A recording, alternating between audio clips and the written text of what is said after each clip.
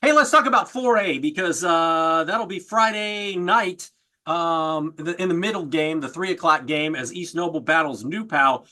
This is a game on paper where, it's funny because Alex Stewart was talking about it down in Indianapolis today about a lot of people across the state think it's New Pal's state championship to win.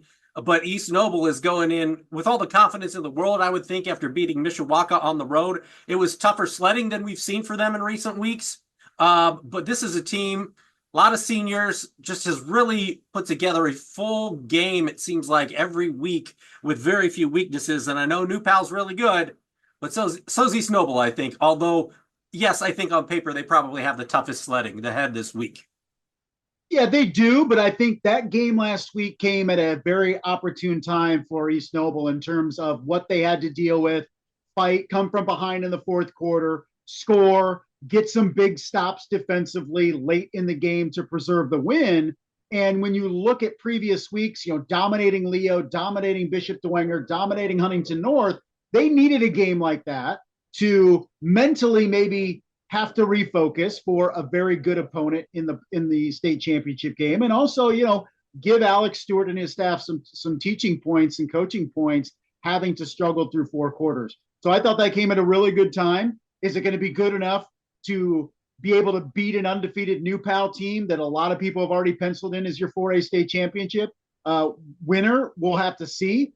But we've learned, if it's anything we've learned about East Noble, you don't count them out. We kind of looked at Leo as, oh, they're the team to beat in the NE8. East Noble proved us wrong. You looked in the sectional and say, can Leo get revenge? What about Bishop Dwenger, Columbia City? East Noble proved us wrong, and here they are now beating a Mishawaka team on the road to get to the state championship game. So don't count this team out. I don't think they're going to be settled just to be getting here for the first time since 2019. They have a very, very good team that they're going to have to play and beat.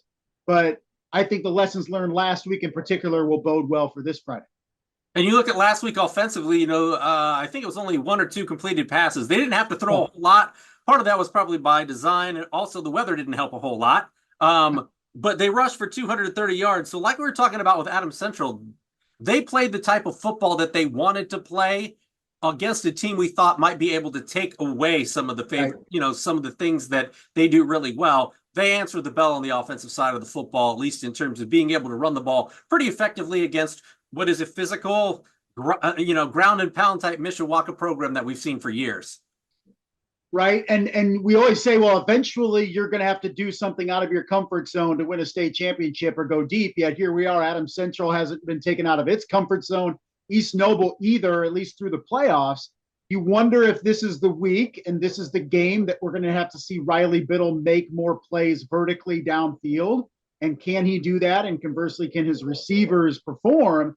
But at the same time, here is at East Noble been able to follow the same real pattern offensively to make a run, and they've been able to do it. And they're gonna they would love to lean on Dylan Krell and that running game to really force the issue to New Palestine and maybe play a bit of keep away on Friday. But conversely, East Noble's defense with 30 interceptions now in the season, you have to look at New Palestine and say, okay, if East Noble can force them into some second, third and long situations, that secondary of East Noble has been so good. So maybe there's some opportunities there. So we're going to have to see how this plays out on Friday. I'm glad you mentioned that because that's where I was going next. Is you take a look at, New Pal won against Martinsville last week, 43-7. Yeah. They had two guys rush for over 100 yards, and then their quarterback still threw for a buck 29 and a touchdown. He's thrown for over 1,800 yards on the year. They're very balanced offensively, and they have a lot of weapons offensively. So you mentioned the 30 interceptions that East Noble has had. The defensive backfield has been stellar this season, and it hasn't just been one guy. It's been the whole group of them. But this will be their toughest matchup, I would think. And you're going strength on strength with that East Noble defense against a versatile offense that has a ton of components that do things very well for New Pal. You do, and it's almost like you look at the defense and of East Noble, and maybe I feel like it's the crucial part of this game. You have to win every single down, first, second, and third downs. And it sounds like, well, of course, that's cliche, but I mean it in the sense that East Noble defensively has to be able to bottle up the run on the early downs and then be able to make some plays on passing downs, whether it's pass breakups or picks. I really feel like they're going to have to win the turnover battle significantly, +2 at least, to have a chance to win this game. You feel like forcing New Pal into third and long situations is going to be opportunities for East Noble to maybe potentially force some turnovers. So in this game, it took so much about offense for East Noble, but I feel like East Noble can't get into a track meet with New Palestine. I don't think they can win like that. I think they're really going to have a Herculean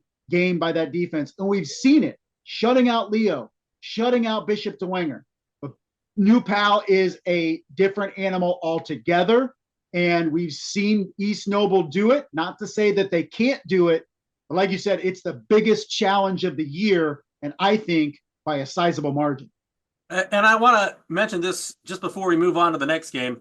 The job Alex Stewart has done, I mean, granted, there were a lot of seniors. There was great leadership within the program. Luke Anstutz left it in a very good place. But to be able to push all the right buttons, I mean, it isn't exactly like he's been on cruise control. You know, you don't get to the state championship game because you haven't earned it at this point. So what can you say about the job that he's done? I mean, just to be able to come in and, you know, run the table in the postseason to get to the state championship game.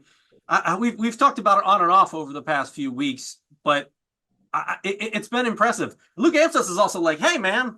Hey, over here. Give me some credit, too. No, he's not. He doesn't want any credit for it, but just the job that Alex Stewart has done has been really impressive. And I thought it started from when he took the job, because it would be easy for it would be easy for a new coach to come in and say, I don't care what you did before.